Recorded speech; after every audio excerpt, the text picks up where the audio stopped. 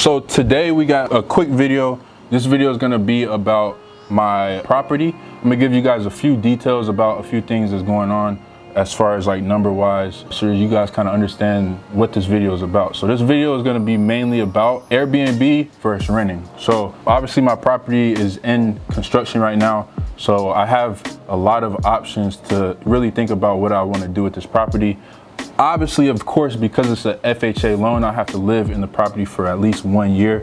So I'm gonna live on one side, but I have so much options to decide on what I want to do with the other side. So that's what this video is going to be about. Thank you guys so much for coming to the channel. Thank you guys so much for taking the time out your day to watch this video. If you would, please hit that subscribe button. Hit the comment section also. If you have any questions throughout the video, let me know in the comment sections. I'm going to answer your question, because that's what this channel is about. This channel is about educating you guys. Closing disclosure, we got right next to me. I kind of just want to run through this real quick just to kind of help you guys understand, because there's a lot of people that I know for a fact that are watching this video that has either bought a property or they're thinking about buying a property. So if I can show you guys as much stuff as I can show you guys to help you guys kind of get familiar with documents and what you may see, then I'm willing to do it. So right now we're looking at the closing disclosure. As you can see, the closing date was on July 13th.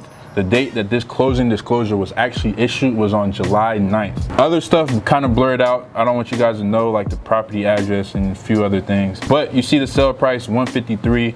So the property was actually for sale for $150. I put that $153 in there because I wanted to give the offer some room in case the seller got other offers. The seller got an offer for $152, $151. So the fact that I put it there at $153 allowed for me to, you know, secure that property. And even though it was under contract, nobody could actually put an offer and actually win. So it still allowed for me to have, you know, some room, some cushion. So next we go back to the loan information over here. Obviously the term is 30 years. Purpose, purchase, obviously fixed rate, FHA loan, and then other stuff is just the loan ID and you know, miscellaneous stuff. So the biggest thing, the biggest key information that you guys see right here is the loan type: FHA loan, conventional loan, VA loan. Now I will go through loan different types, so I think it's important to know these things. There's a lot of people that qualify for VA loans but don't know that if you have a VA loan, you can get 0% down and not have to put any money down towards the property. Or if you have an FHA loan, you only have to put down 3.5% and live in the property for a year. So it's different loan types and they fit people's different lifestyle based off of how you want to have your property. But in this case, I had an FHA loan, 3.5% down, and went from there. So as you see on here, my sales price, $153. And then my loan amount obviously is $257. Now the reason for that is because I actually got an FHA 203K loan. I think I explained this in an earlier video, but FHA 203K loan basically means I can finance the renovations. So because I got this property as is for $153, it had around $100,000 in renovations. So I had to add that to the sales price, and it came out with a loan amount of $257 minus my actual closing costs, cash to close, what I bring to closing, minus that is the amount I actually put down for this property. But the loan amount is how much I'm financing over the 30-year period. So we will get into the actual monthly payment when we scroll down a little bit more, but for now we look at the interest rate, 3.6%. And then again, when we scroll down some more, you guys will see what the exact monthly payment is. So all that will be factored in. But quick calculations, if you're ever in a situation where you're looking at a property and you want to know how much you will be putting down with an FHA loan, all you would do in general purposes, here, let me put this into my calculator. So let me pull my calculator up, screen recording, we on. So we got a sale price, let's just say we have a sale price of $153. Say you're cruising down the street and you see a property, you look it up and you see it's for sale for $153, right? FHA loan, just flat out FHA loan, and you want to buy the property. Say you do it 3.5%, so you do times 3.5% equals $5,355 is what your down payment would be. Now, in this case right here, what we have is we have a property that was for sale for $153 plus $100,000 in renovations. So let's just say that $100,000 in renovations comes up to the loan amount of $257.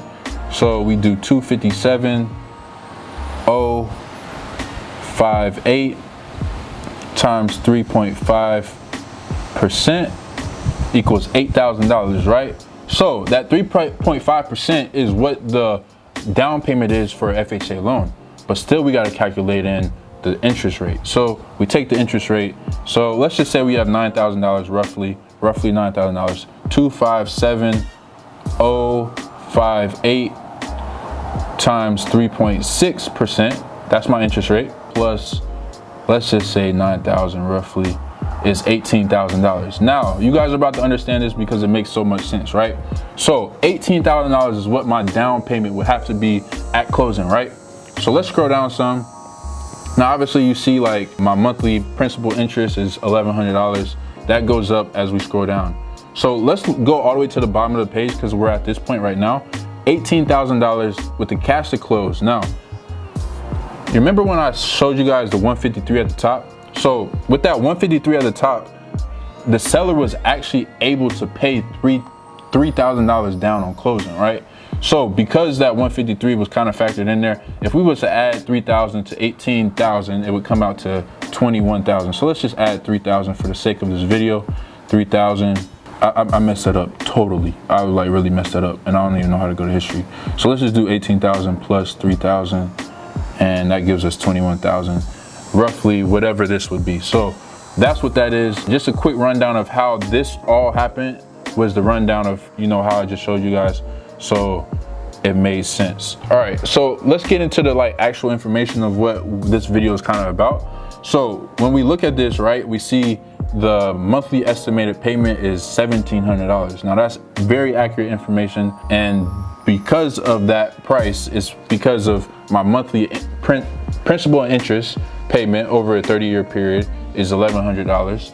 And then we have the mortgage insurance, it's $177, and then the estimated escrow, that includes property taxes, homeowners insurance, and other miscellaneous things, and that equals to $1,700. Now my mortgage payment is actually $1,693.85. So with $1,693.85, it obviously is down, and this video is basically, I'm about to explain to you guys what exactly happens with such a mortgage payment, right?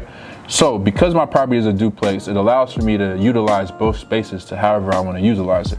Now, like I said before, it's an FHA loan, 203K. So because it's an FHA, I have to live in one side for at least a year. So the two options I've been playing with lately have been either Airbnb it out or rent it out, right? Both options, I'm in really good position, right? I'm in a really, really good position if I do both options. More money on the Airbnb side, or I just casually hit my monthly payment of maybe $200 a month spending on mortgage, right? The reason why I say that is because worst case scenario, market rent, I can rent it out for $1,400 on each side. That's low, that's low. Across the street is renting for, I think around $1,400. And then my property has a lot more new things that's gonna have in it. It's a lot more money that I would put into the property. So if anything, best case scenario, I rent it out for $1,600 and I only have to pay around $100 a month to live there. That's the worst case scenario, right?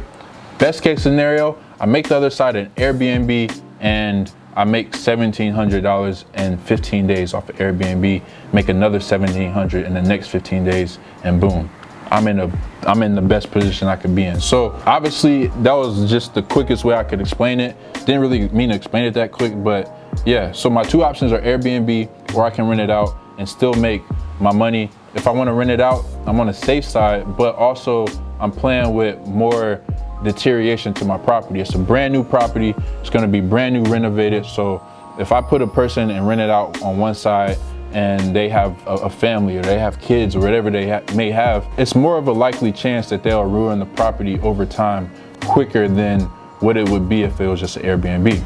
Make it an Airbnb, have a cleaning fee, charge the people that stay there every night, make money every night. If it's fully booked, then obviously I have that cleaning fee in there, covers any type of cleaning that needs to go on, and I don't really have to deal with a family that's in there, because most people that's traveling on Airbnb, they typically don't have a family with them. So it just makes it perfect because I have grown people taking care of stuff.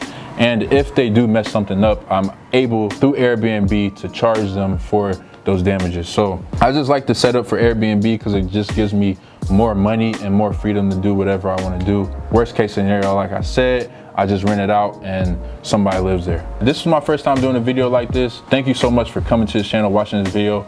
I'll see you guys in the next video. I'm out. Peace.